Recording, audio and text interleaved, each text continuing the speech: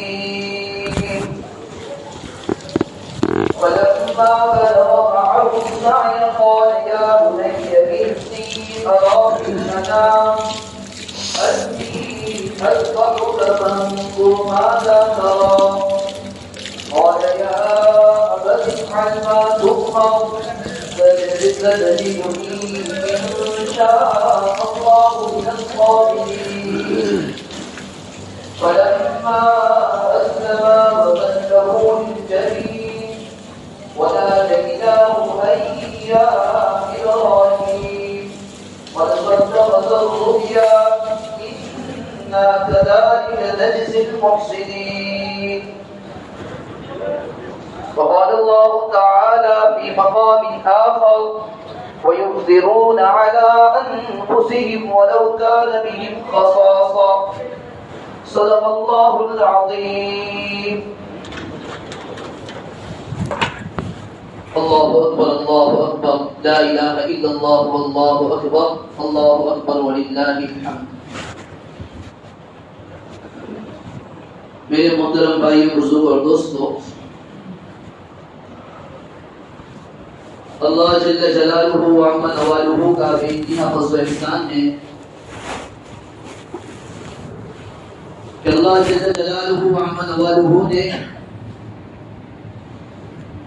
عید الاضحیٰ کی نماز ادا کرنے کے لیے ہم سب کو جمع فرمائے۔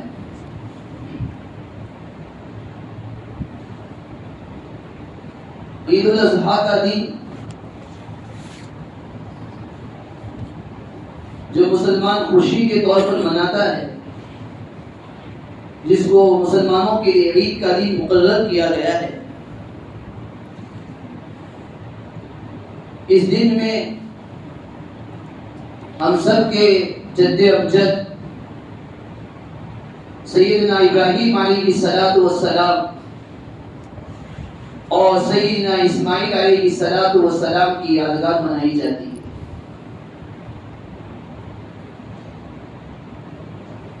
دنیا کے اندر بہت سارے لوگوں نے قربانیاں پیش کی ہے، لیکن سیدنا ابراہیم علیہ الصلوۃ والسلام اور سیدنا اسماعیل علیہ الصلوۃ والسلام، ان دونوں کا بیٹوں کی قربانی اللہ تعالیٰ کے ہاں اتنی پسندیدہ ہوئی، اللہ تعالیٰ کے ہاں اسے وہ قرب عطا کیا گیا کہ رہتی دنیا تک، قیامت تک آنے والے انسانوں کے لیے اسے نمونے کے طور پر پیش کیا جائے گا، قیامت تک آنے والے لوگوں کے لیے مشعل راہ ہے، قیامت تک آنے والے لوگوں کے لیے مثال ہے، نمونہ ہے۔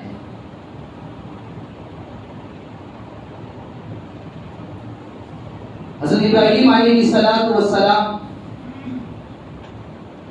ان کا واقعہ قرآن میں تفصیل سے بیان کیا گیا ہے۔ ابراہیم علیہ الصلوۃ والسلام تقریباً 86 سال کی عمر تک پہنچ گئے، ابھی تک ان کی گود اولاد کی نعمت سے محروم ہے، اولاد موجود نہیں،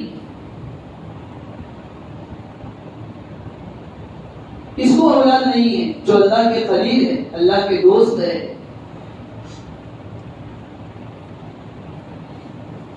اللہ تعالیٰ سے ایک دن جوش میں آ کر دعا مانگی۔ اب اندازہ لگائیے، اللہ دینے پر آتا ہے تو اپنے دشمنوں کو اولاد کی اولاد دے دیتے، دشمنوں کے گھروں میں اولاد موجود ہے، لیکن یہ اللہ کا پیغمبر ہے، اس کی گود اولاد کی نعمت سے محروم ہے۔ 86 سال کی عمر ہو چکی، اللہ تعالیٰ کی بارگاہ میں دعا کی، اپنے ہاتھوں کو اٹھایا اور اللہ تعالیٰ سے سوال کیا، رب هب لی من الصالحین، اے میرے رب مجھے نیک اولاد عطا فرما۔ یہاں غور کرنے کا مقام ہے، ایک پیغمبر ہے، ایک اللہ کا خلیل ہے، اس کی گود اولاد کی نعمت سے محروم ہے، یہ اللہ کا خلیل اولاد کا خزانہ اس کے پاس موجود نہیں ہے. اولاد مانگنے کی ضرورت پڑی تو یہ اللہ کا پیغمبر اللہ کے سامنے ہاتھ کو پھیلا رہا ہے. معلوم ہوا کہ اولاد کوئی پیر نہیں دے سکتا ہے, کوئی قبر والا اولاد نہیں دے سکتا ہے. بڑے سے بڑا ولی اس کے ہاتھ میں بھی اولاد کا لینا نہیں ہے. اولاد کا خزانہ اللہ کے پاس موجود ہے. اگر اولاد کا خزانہ کسی ولی کے ہاتھ میں ہوتا, کسی نبی کے ہاتھ میں ہوتا, کسی پیغمبر کے ہاتھ میں ہوتا تو آج ابراہیم علیہ السلام کی عمر 86 سال تک پہنچ چکے ہیں, لیکن اولاد کی نعمت سے محروم ہے. سیدہ حاجرہ علیہ السلام اولاد کی نعمت سے محروم ہے. ایک نبی کی بیوی ہے, عابدہ ہے, عبادت کرنے والی ہے, ساجدہ ہے, سجدے کی حالت میں زندگی گزارنے والا اولاد نہیں دے سکتا. کوئی ولی اولاد نہیں دے سکتا, کوئی پیغمبر اولاد نہیں دے سکتا ہے, کوئی رسول اولاد نہیں دے سکتا ہے. یہاں ولی کو اور نبی کو اور پیغمبر کو بھی اولاد کی ضرورت پڑی ہے اور اپنے ہاتھوں کو اللہ کے سامنے پھیلاتا ہے. بہت بڑا سبق ہے ہم سب کے لیے. ابراہیم علیہ السلام نے دعا کی, ربی ہب لی من الصالحین, اے میرے رب مجھے نیک اولاد دے دے. ابراہیم علیہ السلام کی دعا اللہ تعالیٰ کے قبول ہو گئی. قرآن میں کہا گیا فبشرناہ بغلام حلیم. ابراہیم علیہ السلام نے مانگا کیا تھا؟ ابراہیم علیہ السلام نے تو یہ مانگا تھا اللہ مجھے نیک اولاد دے دے. لیکن قرآن کہہ رہا ہے, اللہ تعالیٰ فرما رہے ہم نے ان کو ایک گلبار بیٹے کی, ایک گلبار لڑکے کی خوشخبری سنائی. اللہ تعالیٰ جانتے تھے ہم تمہیں اولاد کو عطا کرنے والے ہیں, لیکن بہت ساری گھاٹیوں سے اس بچے کو, اس لڑکے کو گزرنا ہے. اس کے لیے صرف نیک ہونا کافی نہیں ہوگا, گلبار ہونا بھی ضروری ہوگا. ان کا ایک بچہ پیدا ہوا. ظاہر سی بات ہے ایک باپ کو,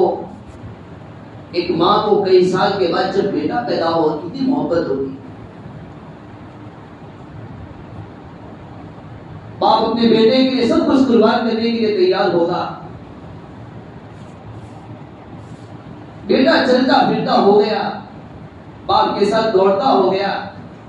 ایک ایسی عمر کو پہنچ گیا کہ جس میں باپ کے دل میں بہت ساری تمنائیں ہوتی ہے کہ میرا بیٹا بڑا ہوگا, میرا سہارا بنے گا, میرے کام آئے گا, میری مدد کرے گا. اللہ تعالیٰ کی طرف سے فوراً ایک امتحان آ گیا. امتحان بہت مشکل امتحان. ایک مرتبہ حضرت ابراہیم علیہ السلام سوئے ہوئے ہیں. ابراہیم علیہ السلام نے خواب میں دیکھا انی اذبحک فی المنام, انی اذبحک, میں اپنے بیٹے کو ذبح کر رہا ہوں. ایک دن خواب دیکھا, نبی کا خواب کی وحی ہوا کرتا ہے. اللہ تعالیٰ چاہتے تو فرشتے کے ذریعے سے بھی کہہ سکتے تھے کہ اللہ تعالیٰ فرمائے اللہ وحی بھیج رہے کہ اپنے بیٹے کو ذبح کرو, لیکن خواب میں بتایا گیا. دوسری مرتبہ سوئے, دوسری مرتبہ بھی خواب میں یہی دیکھا کہ میں اپنے بیٹے کو ذبح کر رہا ہوں. تیسری دن سوئے, یہی خواب دیکھا میں اپنے بیٹے کو ذبح کر رہا ہوں. ہم جیسا کوئی آدمی ہوتا تعبیر کر لیتا, خواب تو آتے ہی رہتے ہیں. اللہ تعالیٰ ابراہیم علیہ السلام کا امتحان لینا چاہ رہے ہیں کہ میرا خلیل میرے حکم کی اتباع کرتا ہے یا نہیں کرتا ہے, میرے حکم کو مانتا ہے یا نہیں مانتا ہے. کئی سال کے بعد اولاد کا خزانہ اسے عطا کیا گیا ہے. میں یہ دیکھنا چاہتا ہوں کہ اس کے دل میں اپنے بیٹی کی محبت زیادہ ہے کہ میری محبت زیادہ ہے. 3 دن تک جب مسلسل خواب دیکھا, ابراہیم علیہ السلام سمجھ گئے کہ میرا رب مجھ سے قربانی چاہ رہا ہے. اپنے بیٹے کے پاس آئے اور بیٹے کے سامنے آ کر کہا یا بنیا انی ارا فی المنام انی اذبحک فانظر ماذا ترى، اے میرے پیارے بیٹے میں نے خواب میں دیکھا کہ میں تجھ کو ذبح کر رہا ہوں، فانظر ماذا ترى، تیری کیا رائے ہے؟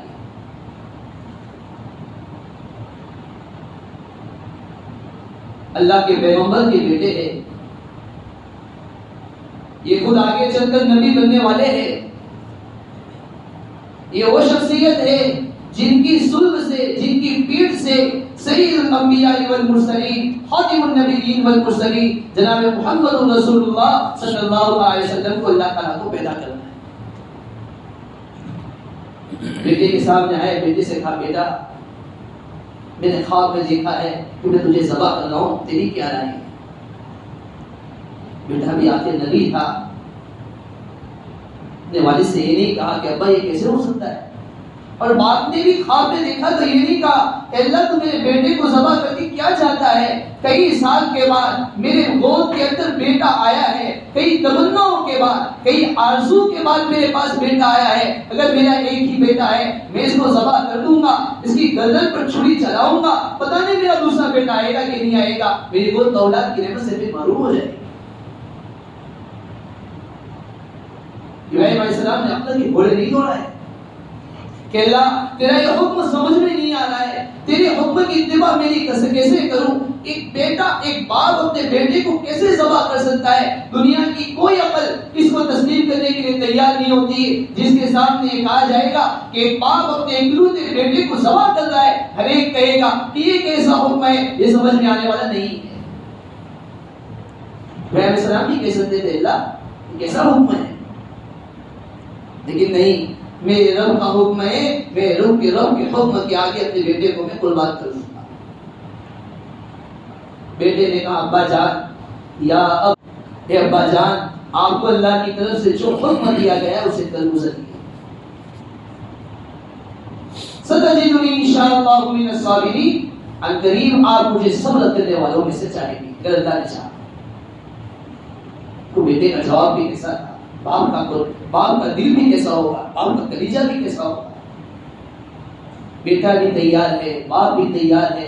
باپ اپنے بیٹے کو لے کر چلتا ہے، روانہ ہوتا ہے، بہت لمبا واقعہ ہے۔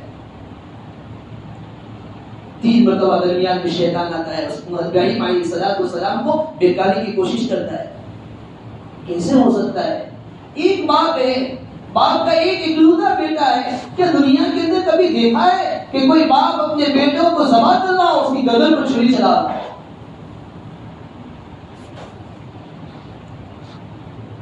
جب لٹایا گیا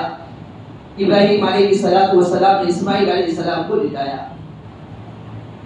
قرآن کو ان دونوں کی ادا ایسی پسند آئی، قرآن نے نقل فرمایا فلما اسلما وتلہ للجبین، قرآن نے اسلمہ کا لفظ استعمال فرمایا، باپ اور بیٹے نے اللہ کے حکم کے آگے اپنے کو جھکا دیا، سر تسلیم خم کر دیا۔ اسلام کا مطلب یہ ہوتا ہے اللہ کے حکم کے آگے اپنے آپ کو جھکا دینا، عقل تسلیم کرے یا نہ کرے، دل مانے یا نہ مانے، دل چاہے یا نہ چاہے، کچھ بھی ہو جائے، کوئی کسی طرح ناراض کیوں نہ ہو جائے، دونوں نے اپنے آپ کو اللہ کے حکم کے آگے جھکا دیا، یہی اسلام ہے۔ ایک طرف باپ نے اپنی چھری کو ذبح کیا، ایک طرف باپ نے اپنی چھری کو تیز کیا۔ جب بیٹے کو لٹانے لگے، بیٹا کہنے لگا ابا جان آپ مجھے پیشانی کے بل لٹا دیجیے، کہیں ایسا نہ ہو کہ آپ ذبح کرنے کے لیے چھری چلائے، میری اور آپ کی نظر مل جائے، میرا چہرہ آپ کے چہرے کی طرف ہوگا، اگر آپ کے دل میں میری محبت غالب آ گئی، کہیں ایسا تو نہ ہو کہ اللہ کے حکم کو پورا کرنے میں رکاوٹ بن جائے، آپ مجھے پیشانی کے بل لٹا دیجیے۔ ابراہیم علیہ السلام نے حضرت اسماعیل علیہ السلام کو پیشانی کے بل لٹا دیا، چھری چلانے لگے، چھری چلنے کے لیے تیار نہیں، آسمان میں کوہرام مچ گیا کہ یہ کیا ہو رہا ہے، ایک باپ اپنے بیٹے کو ذبح کر رہا ہے، چھری چلا رہا ہے، ابراہیم علیہ السلام ادھر چھری چلا رہے ہیں، ادھر دنیا کے اندر ایک کوہرام مچا ہوا ہے، سناٹا چھا گیا ہے، یہ کیا ہو رہا ہے؟ آسمان سے اللہ تعالیٰ نے فوراً ایک فرشتے کو بھیج دیا ایک میڈا لے کر جاؤ، میرا خلیل اپنے امتحان میں کامیاب ہو چکا ہے، حالانکہ امتحان بہت مشکل تھا، پرچہ نکالنے والا، امتحان لینے والا خود کہہ رہا ہے ان ھذا لهو البلاء المبین وفدیناہ بذبح عظیم، پرچہ نکالنے والا، امتحان لینے والا خود کہہ رہا ہے یہ تو بہت مشکل امتحان تھا۔ جیسے ہی ابراہیم علیہ السلام کے لیے بیٹا لایا گیا، اسماعیل علیہ السلام کو وہاں سے رکھایا گیا، ادھر چھری چلا رہے، ابراہیم علیہ السلام تو سمجھ رہے کہ اسماعیل پر چھری چل رہی، اللہ نے وہاں بیٹا رکھ دیا اور بیٹے کو ذبح کر دیا۔ قرآن نے کہا قد صدقت الرؤیا، آپ نے خواب کی تعبیر، آپ نے خواب کو پورا کر دکھایا۔ یہ قربانی ہمیں یہ بھی سبق دیتی ہے، ایک تو ہے قربانی کی صورت اور ایک ہے قربانی کی حقیقت۔ قربانی کی صورت تو یہ ہے ہم نے اللہ کے نام پر جانور لیا اور اللہ کے نام پر جانور کو قربان کر دیا، لیکن اللہ تعالیٰ اس قربانی سے کیا چاہتے ہیں؟ اللہ تعالیٰ قربانی کے ذریعے سے یہ بتلانا چاہ رہے، ہر ایک مومن کے دل میں یہ بات پیدا کرانا چاہ رہے، اے میرے بندو، جس طرح میں نے ابراہیم علیہ السلام کو حکم دیا اور اسماعیل علیہ السلام کو قربان کرنے کے لیے کہا گیا، میرا خلیل اپنے بیٹے کو ذبح کرنے کے لیے تیار ہو گیا، اے قربانی کرنے والوں، تمہارے دل کے اندر بھی یہ بات پیدا ہو جائے کہ میرا جب بھی کوئی حکم آئے گا، ظاہری طور پر تو اسماعیل علیہ السلام اور ابراہیم علیہ السلام کی نقل آپ اٹھا رہے، ان کی صورت کو آپ اپنا رہے، لیکن تمہارے دل کی یہ کیفیت ہونی چاہیے کہ اللہ اگر ہم تیرے سے تیرا کوئی حکم آئے گا، حتیٰ کہ اولاد کو قربان کرنے کی باری آئے گی، ہم اپنی اولاد کو بھی قربان کر دیں گے، اپنی جان کو فدا کرنے کی بات آئے گی، ہم اپنی جان کو بھی فدا کر دیں گے، اپنے آپ کو قربان کرنے کی باری آئے گی، ہم اپنے آپ کو بھی قربان کریں گے، ہم تیرے حکم کے سامنے ہر وقت جھکنے کے لیے، ہر وقت اپنے آپ کو سر پر جھکانے کے لیے ہر وقت تیار ہیں۔ قربانی کرنے والے کے دل میں داعیہ پیدا ہونا چاہیے۔ قربانی کا ایک سبب تو یہی ہے، آج ہر قربانی کرنے والا اپنے دل میں یہ داعیہ لے کر جائے کہ اللہ ظاہری طور پر میں ایک جانور کو ذبح کر رہا ہوں، لیکن میرے دل کی یہ کیفیت پیدا کر دے، میرے دل میں یہ بٹھا دے کہ آج کے بعد سے زندگی کی آخری گھڑی تک کوئی بھی تیرا حکم آ جائے گا، تیرے حکم کے سامنے اپنے آپ کو جھکا دوں گا، عقل مانے یا نہ مانے، دل مانے یا نہ مانے، عقل تسلیم کرے یا نہ کرے، کچھ بھی ہو جائے، میرے رب کا حکم ہے، میں اپنے آپ کو اللہ کے سامنے جھکا دوں گا۔ دوسری یہ بات عرض کرنی ہے کہ ماشاءاللہ بہت سارے حضرات اللہ کے نام پر جانور کو ذبح کریں گے، قربانی کریں گے۔ اسلامی تعلیمات میں جب ہم غور کریں کہ جہاں پر اللہ تعالیٰ نے امت مسلمہ کو خوشی کا دن عطا فرمایا ہے، وہاں پر ہر خوشی منانے والے کو یہ حکم دیا گیا ہے کہ اے مومن بندہ، جب تو خوشی منا رہا ہے، تیرے دل کی خواہش یہ ہونی چاہیے کہ میرے ساتھ میرا ایک مسلمان بھائی کی خوشی منانے والا بن جائے۔ یہی وجہ ہے، غور کیجیے، عید الفطر کا موقع ہوتا ہے، مالدار کو حکم دیا گیا کہ صدقہ فطر ادا کرو۔ یہ صدقہ فطر ادا کرنے کا حکم کیوں دیا گیا؟ یہ اسی لیے کیا گیا، ایک مومن مالدار بندہ خوشی منا رہا ہے، جہاں اپنے بیٹوں کے لیے، اپنی بیوی کے لیے، اپنے رشتہ داروں کے لیے اچھے سے اچھے کپڑے کا انتظام کر رہا ہے، اس مسلمان مالدار بندے کو حکم دیا گیا ہے کہ تو خوشی منا رہا ہے، تو یہ چاہتا ہے کہ میری اولاد کو میں خوشحال دیکھوں، میرے اولاد کے بدن پر میں اچھے سے اچھے کپڑا دیکھوں۔ اے مومن بندہ، تیری شان یہ ہے کہ تو اپنے مسلمان فقیر بندے کا بھی خیال رکھے اور ان کے لیے خوشی کا انتظام کرے۔ عید الاضحیٰ کا موقع آتا ہے، شریعت نے یہ تعلیم دی ہے کہ قربانی کرنے والے کو چاہیے کہ اپنے گوشت کو 3 حصوں میں تقسیم کرے، ایک حصہ اپنے لیے رکھے، ایک حصہ اپنے مسلمان فقراء کے لیے رکھے، ایک حصہ اپنے رشتہ داروں کے لیے نکال کرے۔ ضرورت ہے اس بات کی ہمارے دل میں یہ داعیہ بھی پیدا ہو جائے کہ آج میں خوشی منا رہا ہوں، آج میرے گھر پر قربانی ہے، آج میرے گھر پر جانور کو ذبح کیا جائے گا، ظہر کی نماز کا وقت بھی نہیں ہوگا کہ میرے گھر پر چولہے پر گوشت رکھ دیا جائے گا، آج میرے بچے، آج میری بیوی قربانی کے گوشت سے اپنے کھانے کی ابتدا کرے گی۔ میرے گھر کے پڑوس میں بہت سارے بھائی ایسے بھی تو ہوں گے، محلے کے رہنے والے بہت سارے لوگ ایسے بھی ہوں گے، دوپہر کی دوپہر چلی جائے گی، شام کا سورج غروب ہو جائے گا، لیکن ان کی یہاں قربانی کے گوشت کا کوئی انتظام نہیں ہوگا۔ مسلمان کے دل میں جذبہ پیدا ہونا چاہیے، وہ یہ کوشش کرے کہ آج میں اپنے آپ پر اپنے رشتہ داروں کو ترجیح دوں گا، میں آج اپنے آپ پر بیواؤں کو ترجیح دوں گا، میں آج اپنے آپ پر اپنے محلے کے لوگوں کو ترجیح دوں گا، میں اپنے آپ کے لیے جہاں تھوڑا کچھ گوشت کا انتظام کروں گا، میرے دل کا یہ داعیہ ہوگا، میرے دل کی یہ تمنا ہوگی کہ آج میری بیوی جس طرح اس گوشت سے اپنے کھانے کی ابتدا کرے گی، جلد سے جلد میں اپنے مسلمان فقیر اور غریب کے گھر پر بھی گوشت کا انتظام کروا دوں۔ مسلمان کے دل کا داعیہ کیسا ہوتا ہے، وہ کیسا قربانی دینے والا ہوتا ہے۔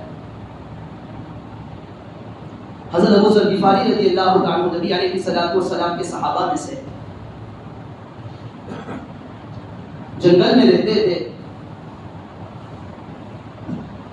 انتقال ہو گیا، سامنے کوئی موجود نہیں، ایک بیوی ہے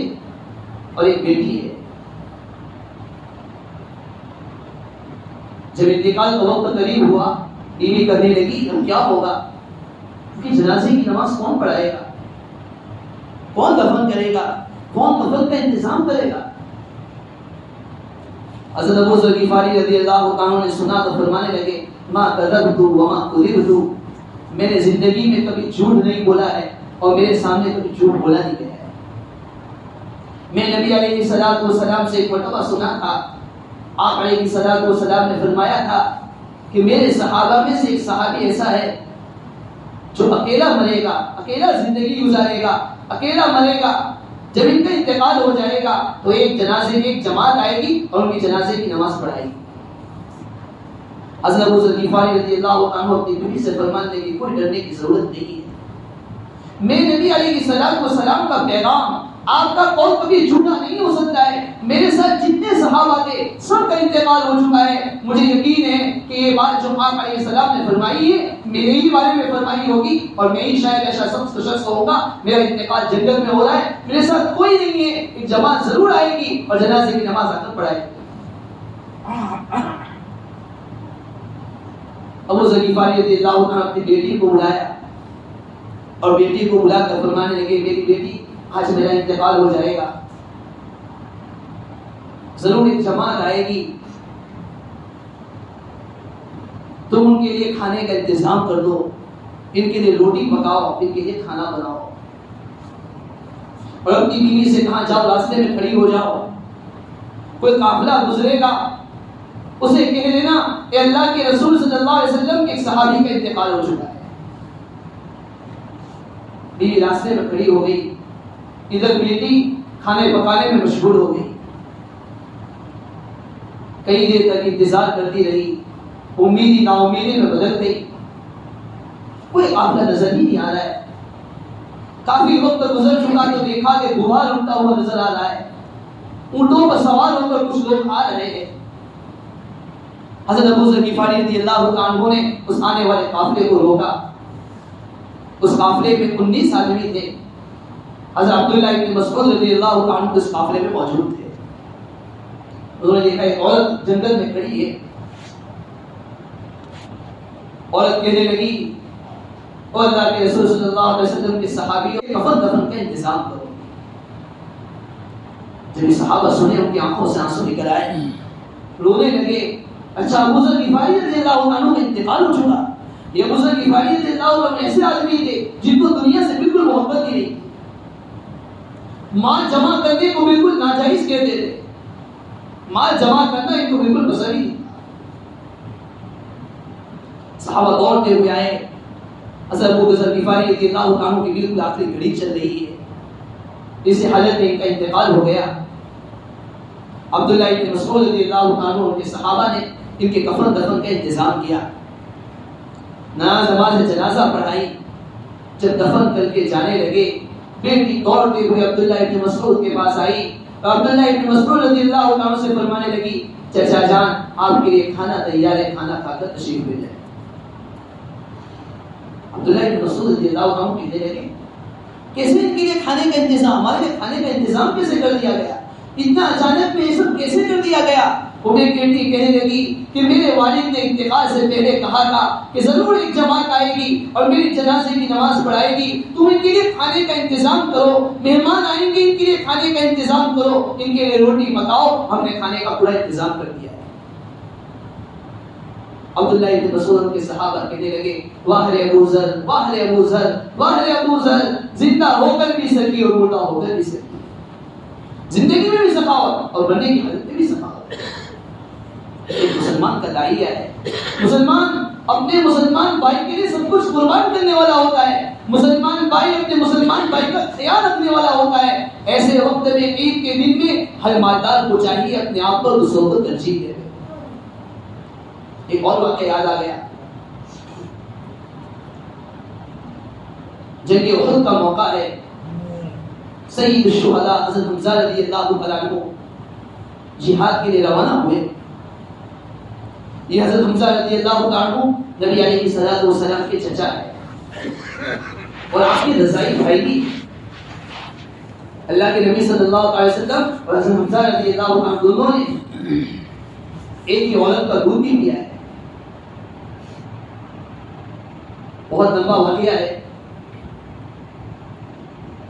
جنگ احد میں حضرت حمزہ رضی اللہ عنہ کو شہید کر دیا گیا۔ جب شہید کر دیا گیا، قتل کر دیا گیا، ہندا نے جو ابھی تک مسلمان نہیں ہوئی تھی، حضرت حمزہ رضی اللہ عنہ کے ناک کان کاٹ دیے، الگ کر دیا۔ ہندا نے آپ کے کلیجے کو نکالا اور اپنے منہ میں رکھا، اس کو چبایا، چبانے کی کوشش کی، آپ کے جسم کے ایک عضو کو الگ کر دیا گیا۔